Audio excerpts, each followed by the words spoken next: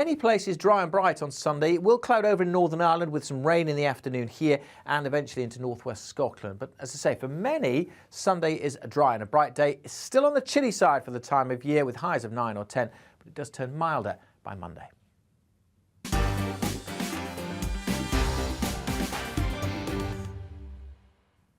Hello, I'm Alex Deakin with your latest weather update from the Met.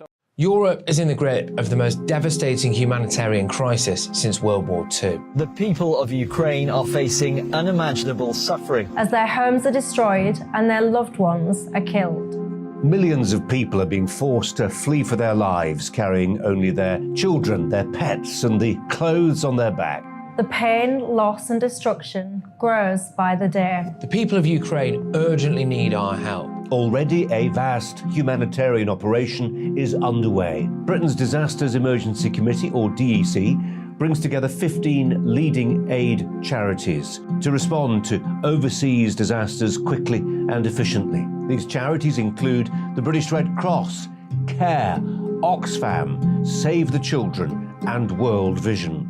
Their teams are working on the ground in Ukraine and neighbouring countries to bring vital aid to those who need it most. If you can spare it, your gift to the DEC's humanitarian appeal will go a really long way. £10 provides essential hygiene supplies for a person for a month. £50 provides blankets for 4 families. £100 provides emergency food for 2 families per month. It's easy to give. You can donate online at dec.org.uk or call the 24-hour donation line on 0370 60 60 900. If you prefer to send a cheque, please post it to the Ukraine Humanitarian Appeal, P.O. Box 999, London, EC 3A 3AA. To give £10 on your mobile, simply text the word crisis to 70150. Standard network charges apply for calls and you must be 16 or over. Texts are charged at the standard network rate and your £10 donation will be added to your bill. 100% of your donation goes directly to the DEC to save lives and deliver critical support where it's needed.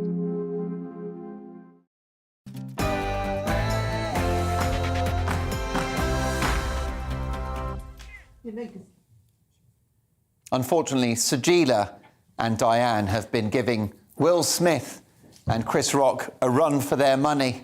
But they're packing a punch tonight with tomorrow's papers. That's right, it's time for Headliners. I'm Mark Dolan. Big stories, big laughs, big opinions and a bit of violence after the headlines with Miranda.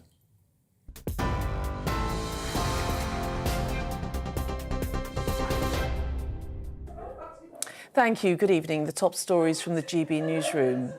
First tonight, and some news just in, a US judge has upheld Ghislaine Maxwell's sex trafficking conviction. That's despite an appeal by her lawyers for a retrial after one of the jurors had falsely stated before the trial that he hadn't been sexually abused. The judge found the juror harboured no bias towards Maxwell and that he acted fair and impartial. Maxwell was convicted in December of helping convicted sex offender Jeffrey Epstein sexually abuse teenage girls. An Indian tech company in which the Chancellor's wife owns shares is reportedly closing its office in Russia. Akshata Murthy has a 0.91% stake in Infosys, a company founded by her father which has continued to operate in Russia since the Ukraine invasion. It's thought the firm is now trying to find replacement roles for its Moscow staff abroad. Rishi Sunak has previously said he had nothing to do with the company. A Red Cross convoy has been forced to turn back as it travelled to the besieged city of Mariupol in the south of Ukraine. The teams were aiming to evacuate thousands of civilians who've been trapped by Russian forces. The Red Cross say they'll try again tomorrow. One refugee fleeing Mariupol described the devastation firsthand. We waited for the negotiations so much for 2 or 3 days. But when we realised on March 22nd that we had food left for 2 days and we were drinking water only by 2 gulps, we decided to leave. But we were leaving under shelling. It was scary. The widely trailed energy price cap rise finally took effect today, once again squeezing household budgets across Britain as the cost of living crisis escalates. On average, gas and electricity bills will now cost an extra £700 a year, and this comes ahead of the increase to national insurance later this month. Sir Keir Starmer has branded the government response pathetic and says Labour has a plan. At least 34 climate change protesters have been arrested after blocking several oil terminals across England. Activists from Just Stop Oil and Extinction Rebellion obstructed 10 fuel sites in the Midlands and southern England. The groups say they want the government to stop funding new oil licences. And it's a great British derby if it goes ahead. That is, England could play against Wales or Scotland in the FIFA World Cup finals later this year. The Three Lions will face one of the home nations or Ukraine in the group stages in Qatar, with the playoff path to be settled in June.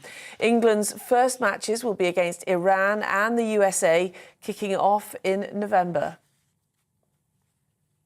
Well, on TV, online and DAB plus radio. This is GB News. Now it's back to headliners.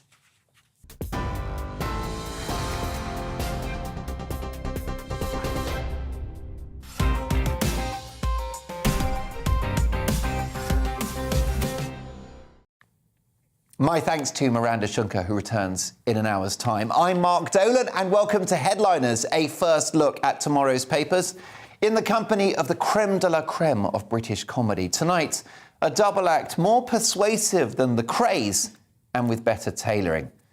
Yes, indeed, Sajeela Kershi and Diane Spencer join us. Great to have you. And Sajeela, could somebody please tell April that it's supposed to be warm? I know. April didn't. Or at least not Arctic. It's really cold. It's almost like a cruel thing to do. Today was when all the prices go up for heating and bills, and I'm having to put my heating on full today. It was freezing. I really feel like it's cutting through me. I feel the cold anyway, and we had that glorious week of just pure sunshine, and I wore a skirt. I felt so brave, and now I just have these cold white knees that I must cover again. And there's an image we can't unsee. Yeah, my problem is I've had to revert to the winter wardrobe. You know, all of that had been sort of packed away into the back of a cupboard, but no, the Roger Moore 70s knitwear is back. Well, you've got your thermal vest on. Yes, I do, yeah. Yes. And long johns and much besides. Now, lots to get through. Let's take a look at tomorrow's front pages first of all, and here is the Daily Mail. And they've decided to splash with the following. £750,000 from fraudster was to fund Beatrice his wedding. Astonishing admission from Prince Andrew's aide in a phone call over cash at the heart of a court battle. Buckingham Palace told bankers a mysterious £750,000 gift to Prince Andrew was for his daughter, Princess Beatrice's wedding. The Daily Mail has obtained details of an astonishing phone call to his private secretary at the time, deepening the riddle over the money. So where did this money come from and where did it go? We'll bring more on that shortly. The Daily Telegraph, thousands of turbines to treble onshore wind power. And Putin, the cancer doctor, and the baths of antler blood. The Telegraph speculating there on the health of Vladimir Putin, which we can only hope is poor. The Guardian, COVID hits an all-time high in UK as Easter holidays begin. Crumbs, it's almost like they're trying to get us in the mood for more restrictions. And Prince Andrew and the £1 million puzzle. More challenges there to the popularity of the beleaguered prince. FT weekend, offices emptying fast as COVID infection rates reach record high. And P&O ferries face criminal probe and potential large fine for cruise sackings. The Daily Mirror, McCann exclusive. I'm 100% sure my friend snatched. Madeleine McCann was snatched by pervert Christian Bruckner, a pal of his, insists. The Times newspaper lead with UK missile shoots down first Russian helicopter. Ukrainian forces claim success with Starstreak. Meanwhile, the Daily Express lead with Andrew wants to be at Queen's side for Jubilee. Prince Andrew is keen to play a key role in the Queen's Platinum Jubilee celebrations. However, I wonder whether the cash row will put paid to that idea. The Eye newspaper, Sunak urged to wake up to the UK's cost of living crisis. And last but not least, the Daily Star. Where the hell do we find these numbskulls? Dim and dimmer. Mega-rich energy boss tells customers to save cash by not using electricity. Minister earning £115,000 moans that the cost of living crisis is making his life tricky. You couldn't make it up. And those are your front pages.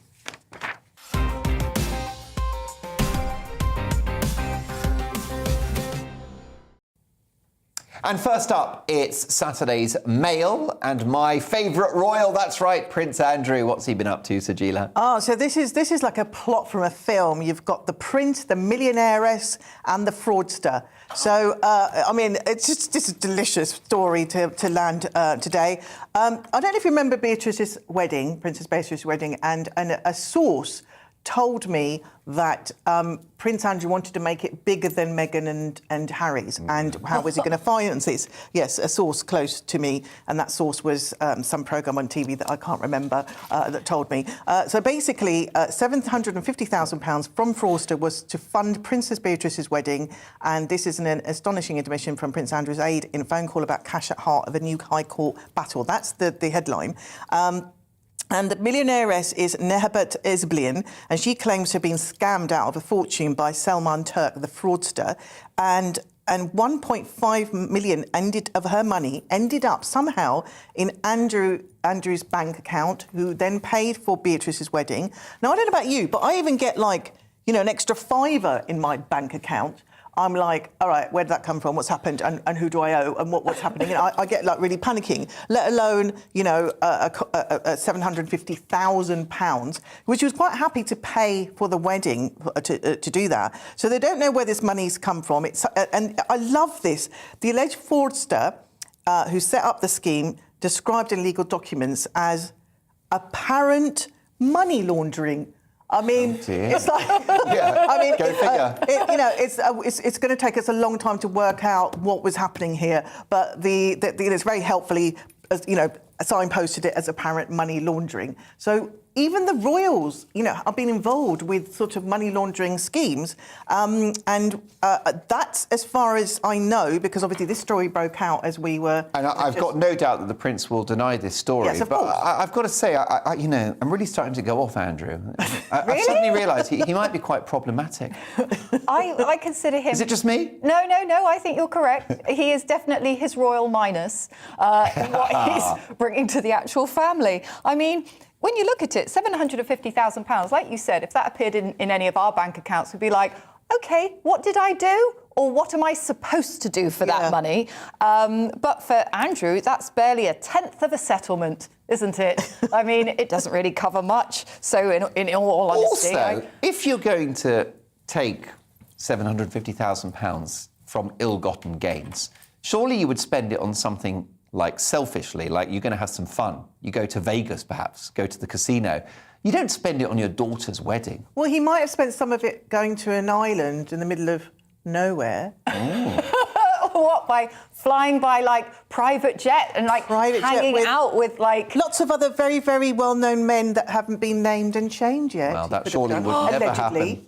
But also, he would never have had this hassle if he hadn't gone to Wetherspoons to have a family wedding there, because actually, a pub wedding is by far the best kind of wedding, don't you think? Especially if it's Curry Thursday. Oh, Curry Thursday. What a legend for a wedding as well. Personally, though, I would definitely pick a pub like a Wetherspoons that doesn't have any music, because wedding DJs, they try to please everyone and they please no one. Have you ever been booked for a wedding, guys? To do stand-up? Yes, I have. No one ever wants you there. It's a tough gig. Yeah, it's a horrible, horrible gig. And you have the self-loathing when you get home. You're scrubbing yourself clean. Because the only bride or the groom who's booked you wants you, and everybody else just wants a karaoke. Yeah. And if it doesn't go well, you've ruined their special day. And they'll never forget you, and that's not a good thing. Apologies to Sandra and Bob for that. 1987, my first gig. Apologies. It's time now for Saturday's Telegraph with the government strategy to solve the energy crisis, Diane.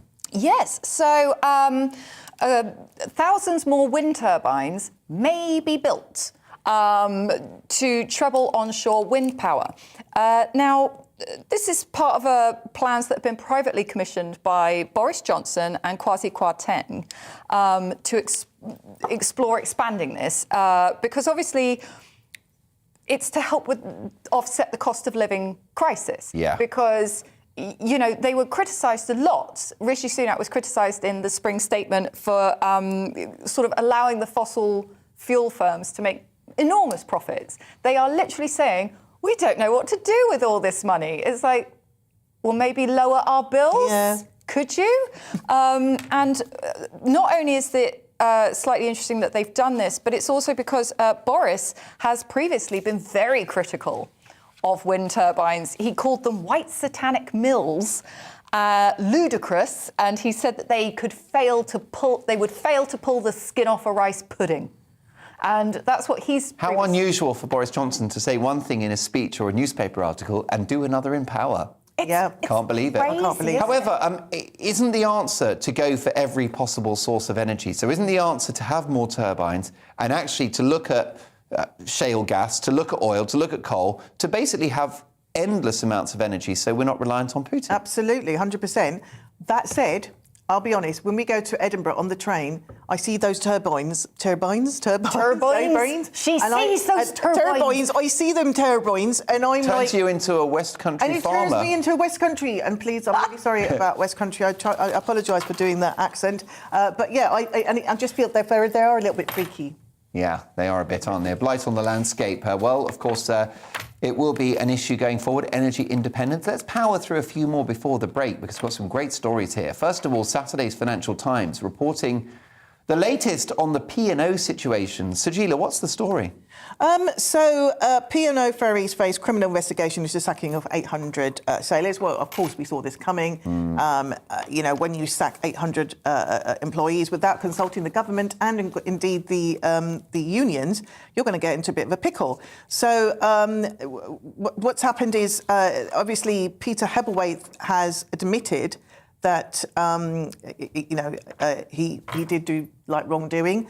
I don't know if he was absolutely desperate in that moment, because why would you just sack 800 people just like that, just trying to get the money back and save the company? But I think that's gone beyond that. But the lawyers have said that it's not clear whether the penalties that they're applying is because of the maritime sector. Because if you're going by UK law, obviously the unions are going to get involved, and this is actually because the employer's got an obligation then to notify the authorities in those countries. But these ships are registered outside of the UK, which makes it a little bit more problematic for the employers to get their rights. Well, it's a loophole that they've exploited. Yeah, they have. And so obviously he did know what he was doing, because he would have consulted people. There's no way on earth that he didn't know that 800 employees, but he has paid them off. So that's the problem. They took the payment. So technically, because they took a payment, they can't then say that it was unfair dismissal, because they've already but because it happened so quickly, they haven't had time to consult their unions. It's all a bit of a real sticky mess. I smell a rat leaving a sinking ship. How about this story, Diane? Saturday's Mail, and reports about Vladimir Putin's health. So there has been an investigative report by somebody called the Project Media, and they are a Russian-backed media company that are now blocked, and they have revealed that Putin may have been suffering from medical complications when he actually went to war in Ukraine, and his medical complications could have meant he was taking steroids, which meant that he's gone to war in Ukraine on roid rage, which is just getting more and more insane. He's apparently had 5 medical-related absences that have been clearly noticed. You know, it's a bit like, when those celebrities sort of disappear for a couple of months and they come back with very big boobs. And they go, I just needed time away. And you're like, you clearly did. What did you... Well, look, why do you think I took such a long break over Christmas? Well, I mean, Thanks for the attention. Worth every penny. So he's been away doing this, and he is accompanied so much by a specific doctor who follows him around, Dr. Shesheglov, that this doctor has been photobombing all of Putin's sort of public appearances because he's following Putin around. And there's an idea that Putin could even be a hypochondriac because he went and got photographed with lots of athletes, and then suddenly the next day he went, actually, I was surrounded by people with coronavirus, and then he disappeared for a month. And then he came back looking very refreshed. Botox, we think. And he might be a hypochondriac because he keeps having these meetings with these doctors. But the idea that he could genuinely have a problem like thyroid cancer, or he's been meeting with neuroscientists.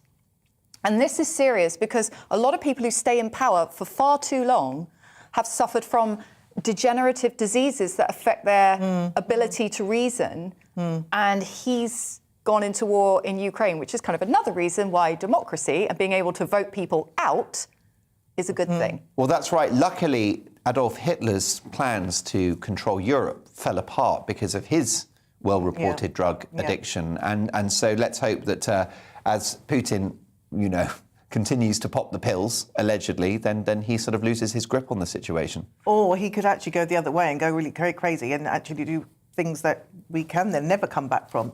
Yeah. There's that, because he's a time bomb waiting to go off. Well, that's right. I mean, that happens to me when I have 3 Panadols, so don't try that at home. Now, Guardian, Sajila, with the latest on COVID stats, and it's not going in the right direction, is it? This is your favourite topic. Oh, my God. It's time to trigger Dolan. Right, I'm with Mark. Brace. Yeah.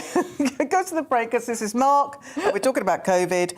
OK, so COVID is apparently hit an all-time high across the UK. Watch Mark's eyes roll. And there was 5 million people, 1 in 13 of the population, It is everywhere, isn't it? Yeah, and basically the way that I've decided, because this is the BA2 Omicron, right? And I feel it's almost like, do you remember the 70s song, Disco, D-I-S-C-O, singing D. I was there at the time. Yeah, so singing D for Delta, singing I for India, singing S for South Africa, singing C for COVID, singing O for Omicron. So basically, it's good work. Yeah, I know.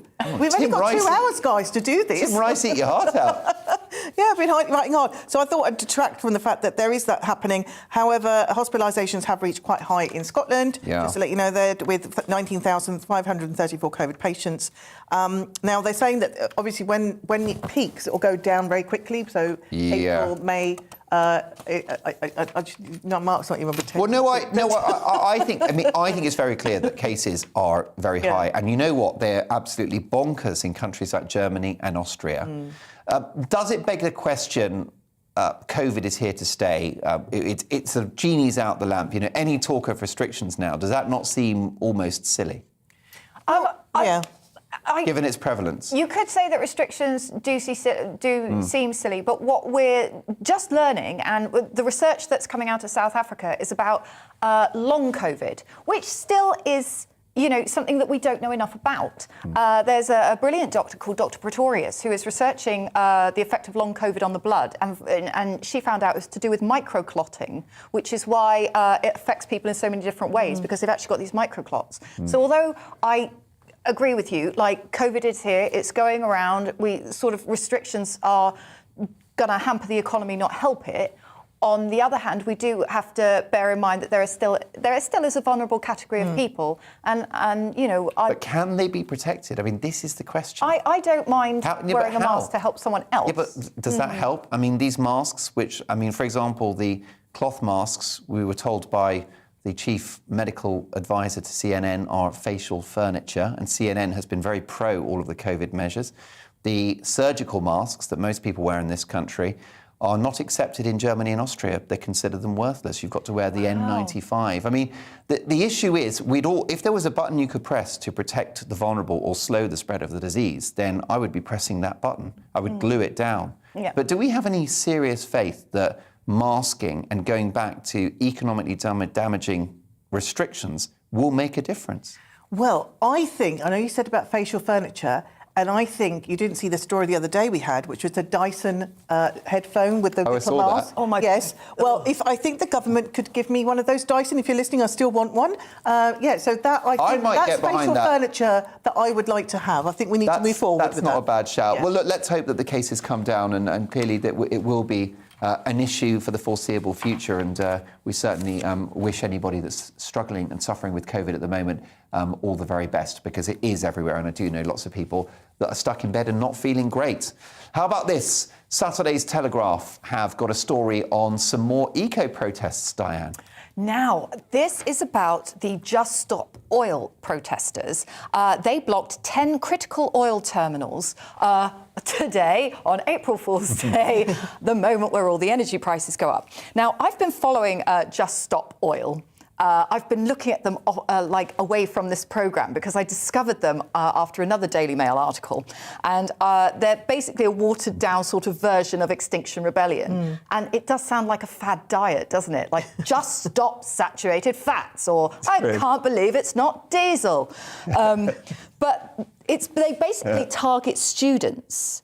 And they target students and they get them to attend these meetings. And then they fill the students, all their language is very, very fiery. It's all about the genocide of the British people because of oil and gas and things like this. Now, all of these protests were actually planned for March, because I was watching this group and I thought, oh, OK, right, we'll see what gets blocked.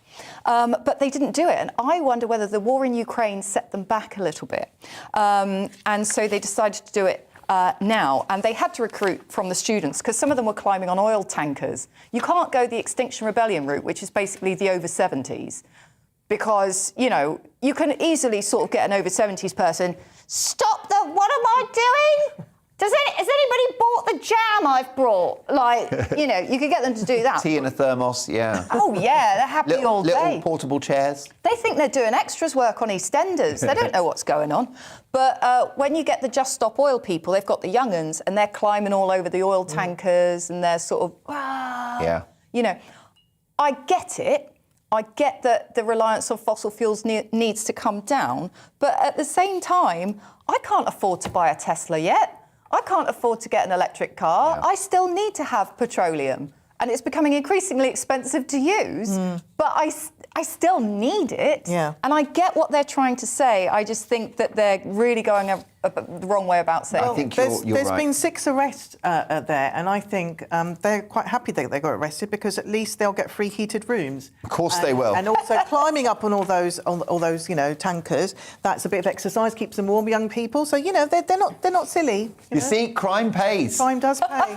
Just Stop Oil. Well, you won't be stopping headliners anytime soon, because coming up, we've got double U-turns, Chris Rock, and more Prince Andrew. All the juicy stuff. See you shortly.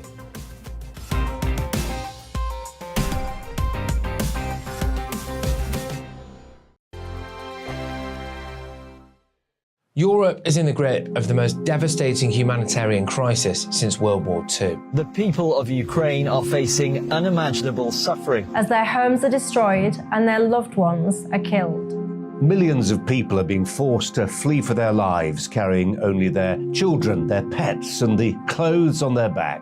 The pain, loss and destruction grows by the day. The people of Ukraine urgently need our help. Already a vast humanitarian operation is underway. Britain's Disasters Emergency Committee, or DEC, brings together 15 leading aid charities to respond to overseas disasters quickly and efficiently. These charities include the British Red Cross, CARE, Oxfam, Save the Children, and World Vision.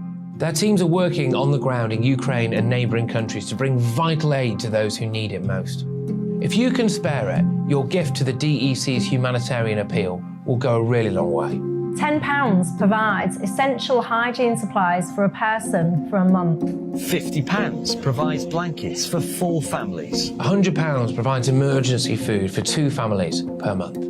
It's easy to give. You can donate online at dec.org.uk or call the 24-hour donation line on 0370 60 60 900. If you prefer to send a cheque, please post it to the Ukraine Humanitarian Appeal, PO Box 999, London EC3A 3AA.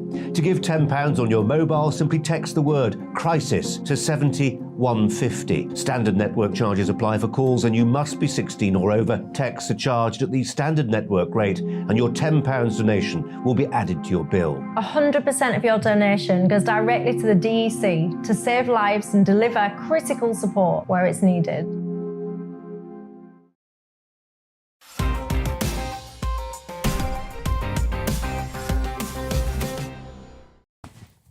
Welcome back to Headliners with me, Mark Dolan, taking a first look at tomorrow's papers in the company of two fantastic comedians, Sajeela Kershi and Diane Spencer. Now, the government have launched a new scheme for housing refugees, according to Saturday's Independent. Sajeela, will it work? This is the matching service for housing refugees has been launched by a charity called the Reset Committees and Refugees. It's a charity, the leading UK community refugee sponsorship for 2018, and it's actually the only one that's been given a grant of £300,000 to help design the matching process. So there are little big concerns because what they're doing is they're matching up. Like, you know, people have been saying they want to, like, have someone, and I said I'd quite give up my spare room. Well, it's my son's room, but, you know, if he doesn't come home to his mother, then, you know, that's what's going to happen. And there are concerns that matching aspects... You might like the refugee more than your son. I might do. I might adopt him. And I've got my own selfish reasons for getting someone. I'm so lonely. No, but there are concerns that matching aspects has led people to turning to strangers on social media. So they've been putting out ads on social media. And this is, like I said, this charity is basically trying to avoid any Tinder swindler, sex traffickers type of kind of characters. I mean, you know, obviously they do need to put like safeguarding into place because someone like me might give a spare room to a refugee, you know, a strong sort of strapping, like young man who could do all the odd jobs around the house. Because I would give him, because you get like about £300-400, Ian.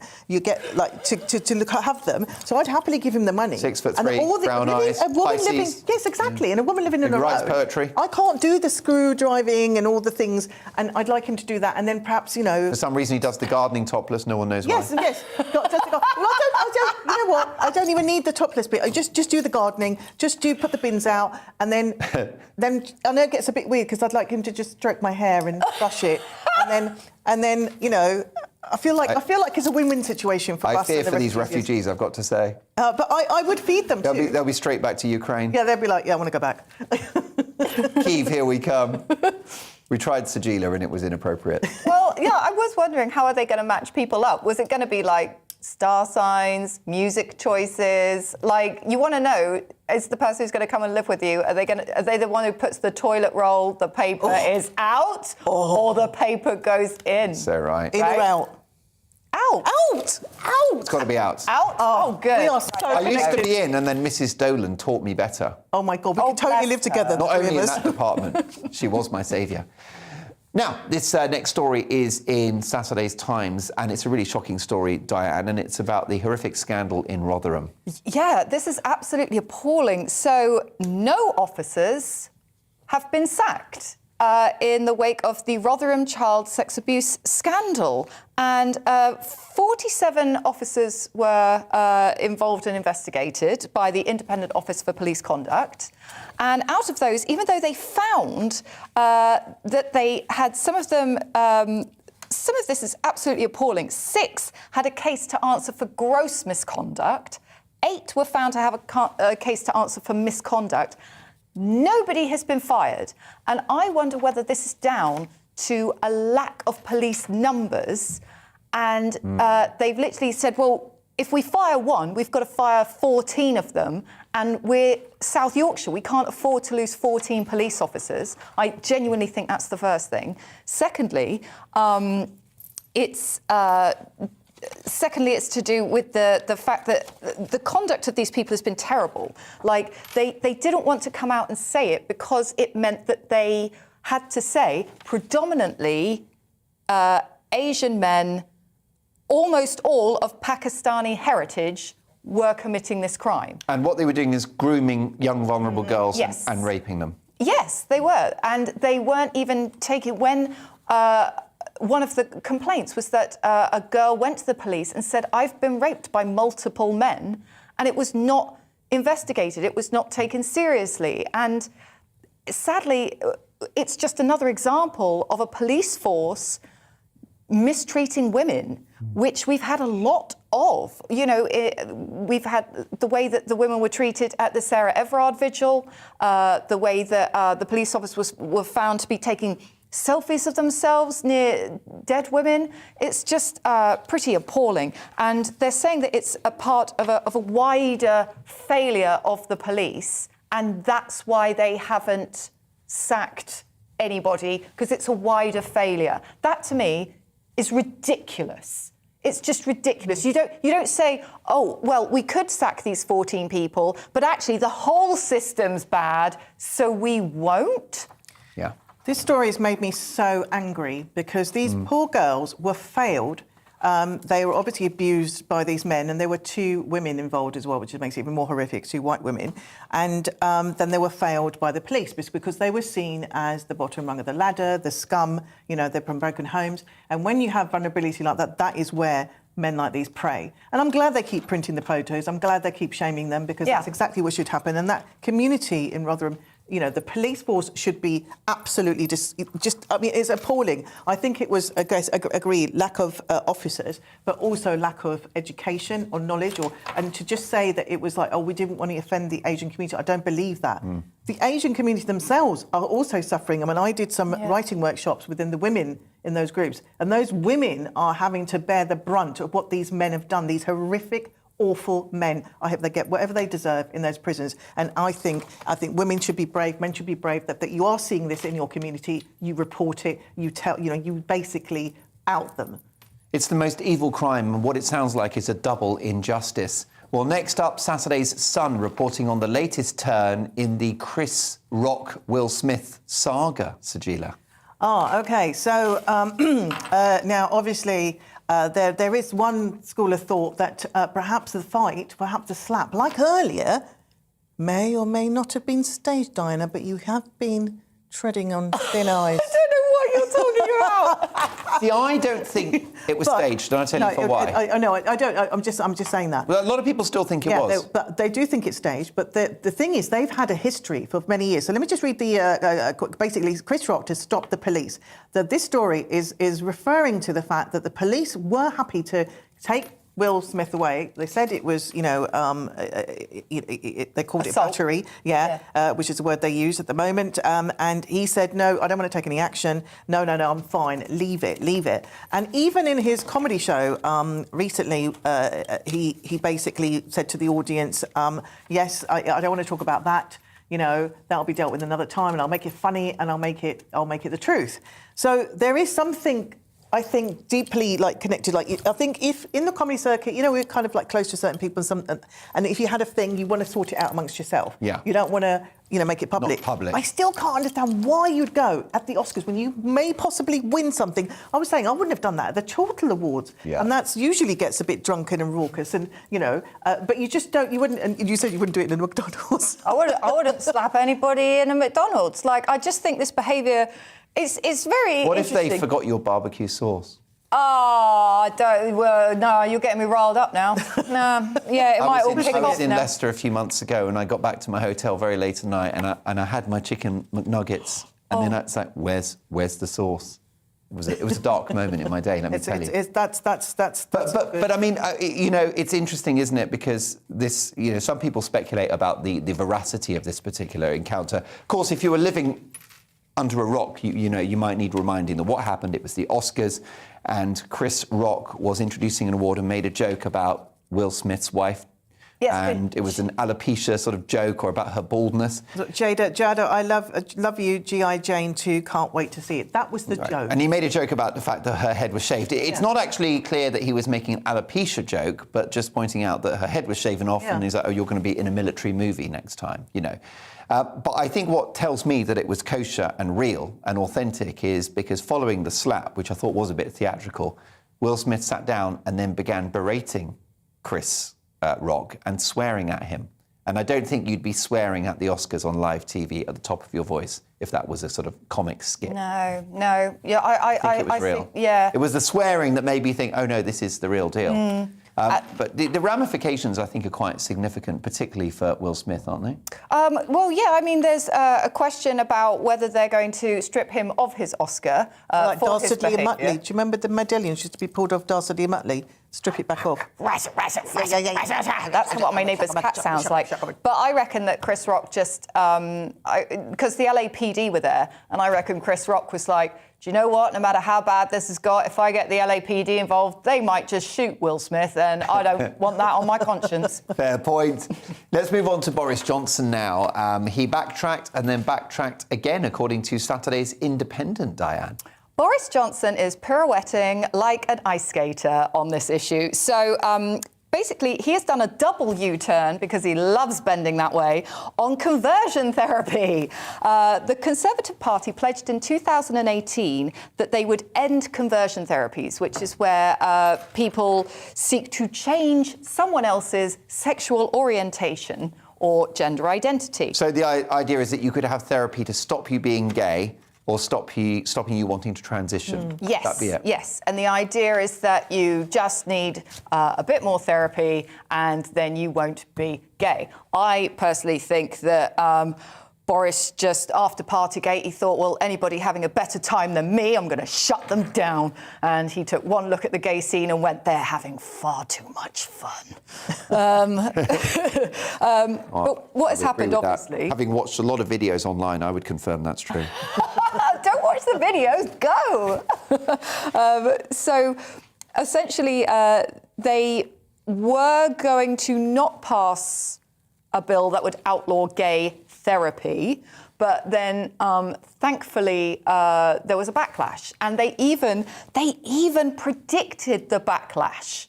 So why they even did this in the first place, I have no idea. And then Boris quickly went, we've done it wrong, and now he is going to make it illegal. But what's interesting is that it's only going to be illegal to try and convert somebody from being homosexual, but it's not going to be illegal to do that for somebody who wants to transition. Which that could be body dysmorphia. It could be body dysmorphia. Dysmorphia, sorry, dysmorphia. Yeah. Sorry. No, that's all right. So, and then that does need to be properly assessed. And apparently there's a large percentage of people who are autistic who seek to transition, and it's not because they necessarily are trans, because some people are trans, but some people think, oh no, if I just become trans, it will solve all my other problems. And it's like, oh no, wait. It's like a misdiagnosis almost. Yeah, but I mean, yes, yeah. But I mean, conversion therapy, it sounds so evil. It is proper evil. How can you ungay someone? That's ridiculous. That to me says that whoever thinks that's real literally has no gay friends. Like, when you have gay friends, it's like, you'd be like, really? They've been in a coma for the last 100 years. Yeah. But but there are still some people out there who seem to think that gay is a choice. And it's mad to me, because I have so many gay friends, and the second you meet a gay person and you talk to them and you treat them like a human being, which they are, you're like, this conversion therapy stuff is rubbish. Yeah, and deeply Absolute offensive. Rubbish. Deeply offensive, Yes. I think. How about this, Sajila, the Qatar World Cup in the Saturday Times? More controversy. More controversy. Qatar senior security leader warns rainbow flags may be confiscated at the World Cup. Now, initially being told that everyone's welcome, everyone's going to be, it's good old times going over to the... this is what happens when you go to places like Qatar, which have terrible human rights abuses. So they're basically saying that if FIFA previously said that rainbow flags would be permitted in stadiums, but Ansari, Major General Abdullah El Ansari, just rolls off the tongue, doesn't it? Or El Ansari for short. Surely, yeah. Chairman of the National Counter-Terrorism Committees of the Ministry of Interior said that there should be no promotion of gay rights. OK, so he just said, if somebody raised a rainbow flag and I took it off him, it's not because I really want to really take it to really insult them, but to protect them. So I think everybody should go over. If you're going to go over to Qatar, it's not my favourite country. I mean, I got stopped at the airport there, and my engagement video was taken off me because they thought it was porn. Wait a minute, you're always getting stopped at I'm airports. always getting stopped. Every time you're on, there's an airport story. Okay, there was a reason I get stopped. Have you ever thought that you might just be a drugs mule? And I keep having these. I mean, have you not noticed that you're independently wealthy and you seem to get paid a lot of cash? Have you not ever wondered where that money's coming from? I get lots of boyfriends that give me camera cases to take through. Yeah, and I'm just, God, I'm so popular with the boys. It's just like when I was in my 20s. But no, I think we should all be wearing rainbow burqas when we go over there. That's a good idea. And when I went to the Olympics in Rio, we didn't have a flag. We had a Union Jack towel. Take your rainbow towels, and if the feds come over, you just say, I'm just, you know, I'm a bit damp, and I'm just love it. wiping myself. Yeah, fight back, people. You think? Yeah. I think it's dangerous. I think you don't have to go to Qatar. I think another way is to make a protest by not going. I've never been back. Or what about go to Qatar and have gay conversion therapy and see how that plays out? Because if any regime's got the absolute crack of it, it would be the Qataris, no? Yeah, but why haven't they got homophobia version therapy? Why haven't they got why can't we have therapy that makes people less homophobic, less racist? Oh, because that would be Why a doesn't good that happen? idea. Yeah, but why is that not happening? There you go. We'll send a memo to the embassy. Coming up, we have got slugs and beer, angry French people. Is there anything else? And Russian chocolate scams. Are you excited? I know I am. See you in 2.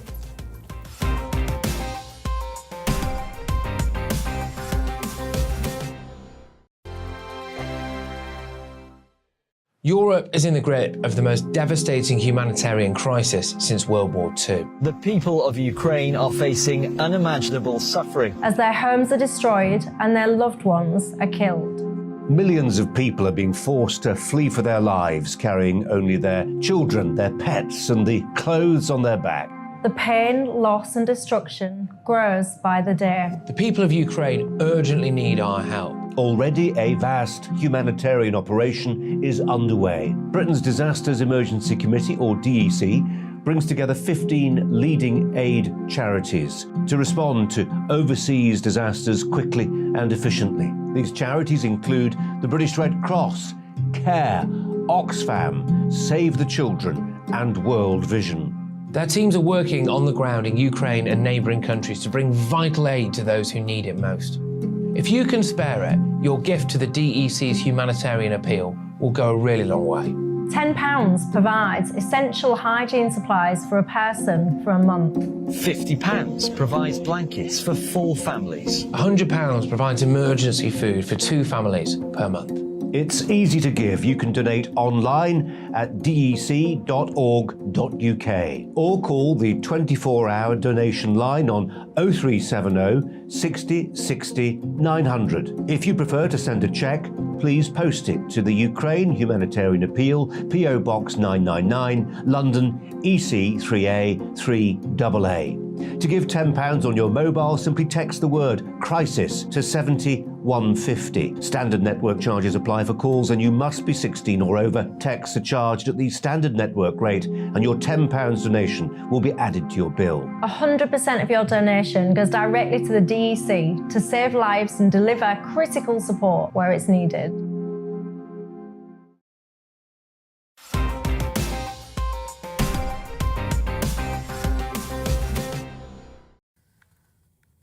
Welcome back to Headliners with me, Mark Dolan. We're taking a look at tomorrow's front pages in the company of the double comedic threat of Sajila Kershi and Diane Spencer. And first up, we've got China making rather audacious accusations against the Brits in Saturday's Times, Sajila.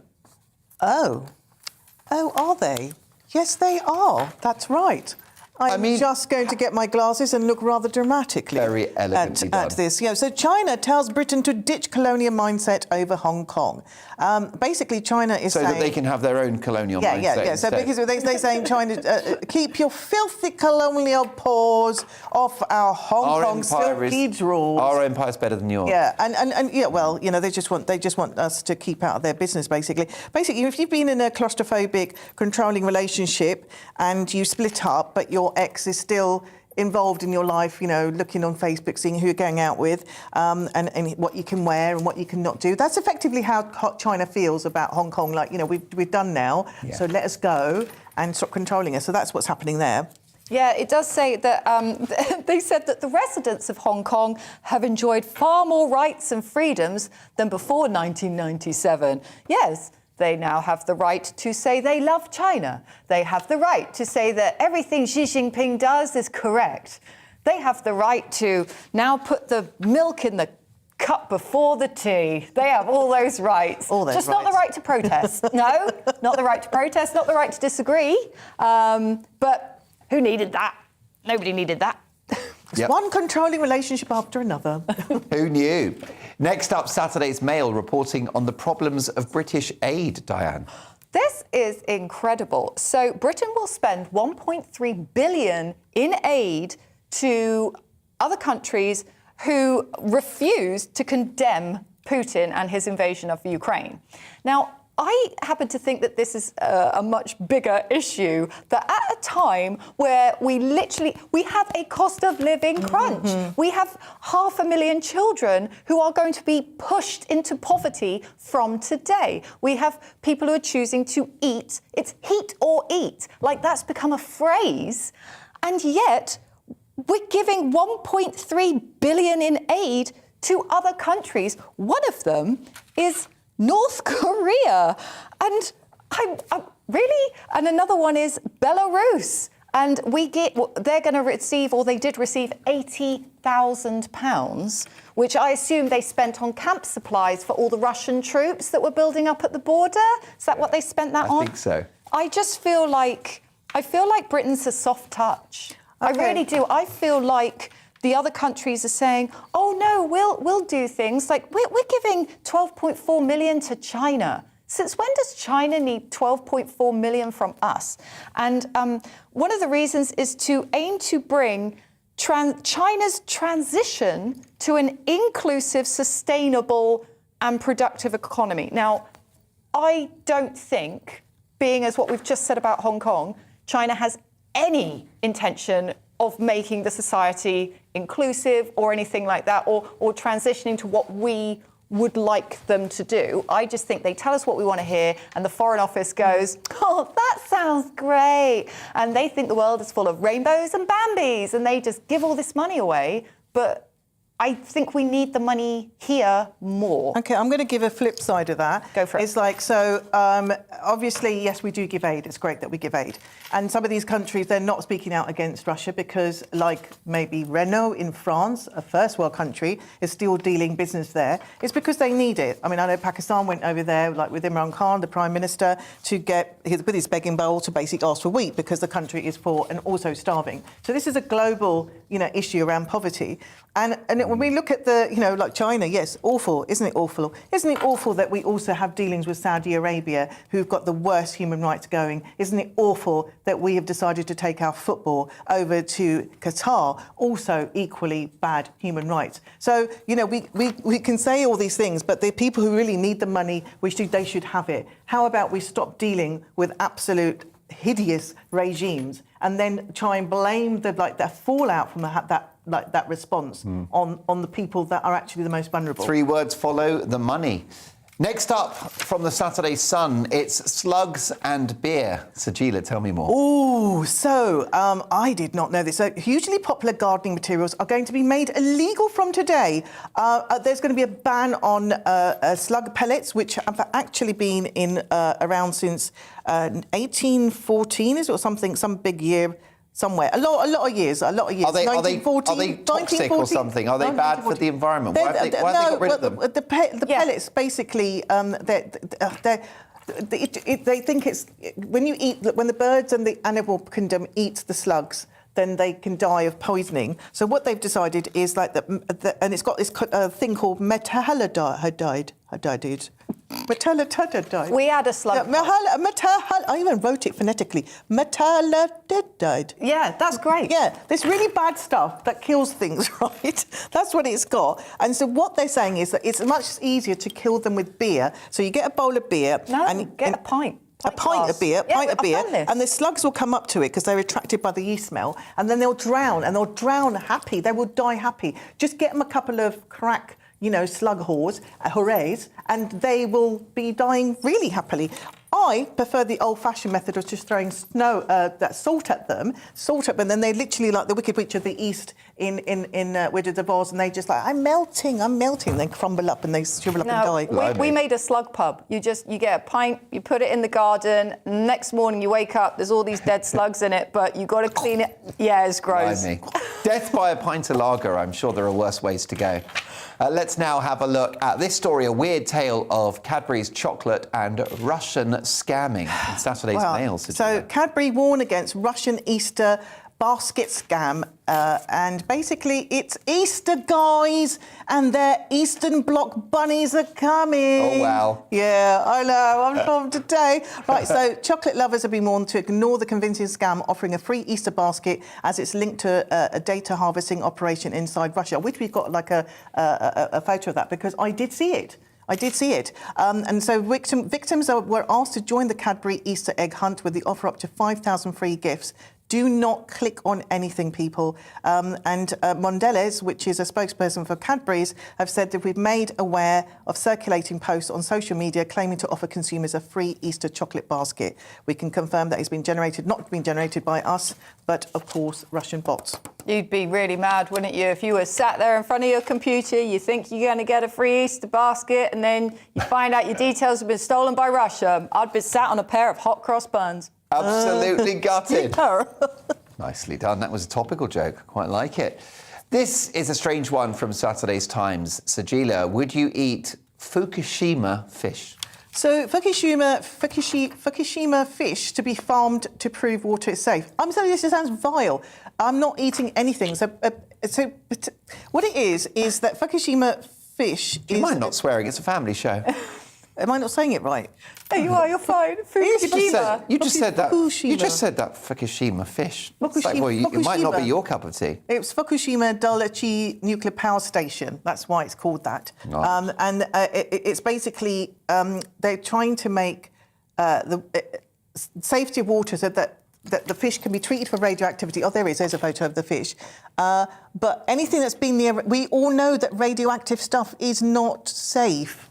And so they're trying to get rid of the radioactive stuff from the fish so the fish is safe to eat. Blimey. And any animal or anything that... Would you take their word for it that we've got it out? No, because you know there's fish that you can eat, but if you cook it, it's not poisonous, but if you don't eat it when it's cooked. I don't want to eat anything like that. That might kill you at any stage of its kind of existence.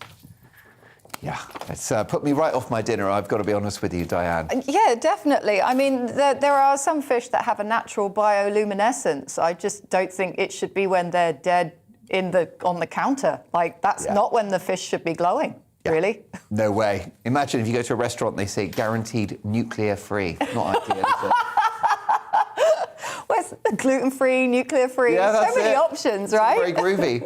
Next up, Saturday's Express. A pilot has been telling porkies, Diane. Yes. So, British Airways pilot Craig Butfoy has been jailed for lying about his flying experience. He made these false claims to try and secure a job with BA City Flyer, or as the company might become to know, BA City Liar. And there's your headline. Yeah, you're welcome.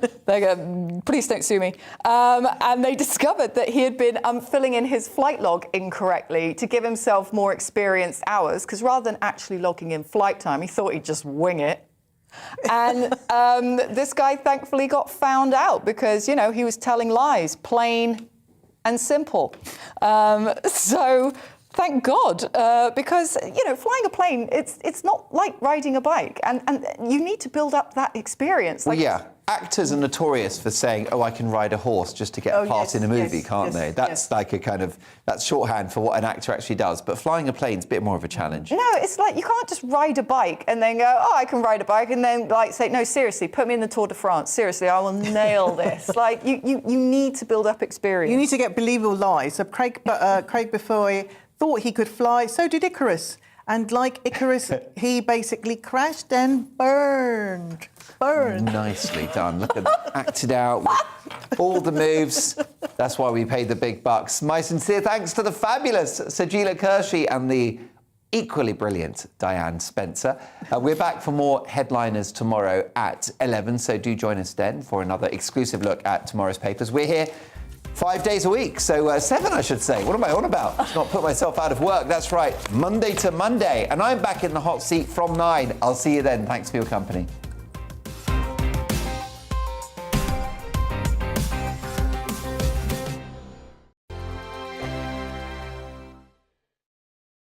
Hello there, I'm Eamon Holmes. And I'm Isabel Webster. And we hope you can join us for Breakfast with Eamon. And Isabel. You make me laugh out loud, belly laugh. Is that important first thing in the morning? Yeah, absolutely. And there's me trying to be deadly serious. News is a serious business. Yeah, I have to rein you in sometimes. Well, it doesn't stop us laughing at it. It doesn't stop us having an opinion on what's going on.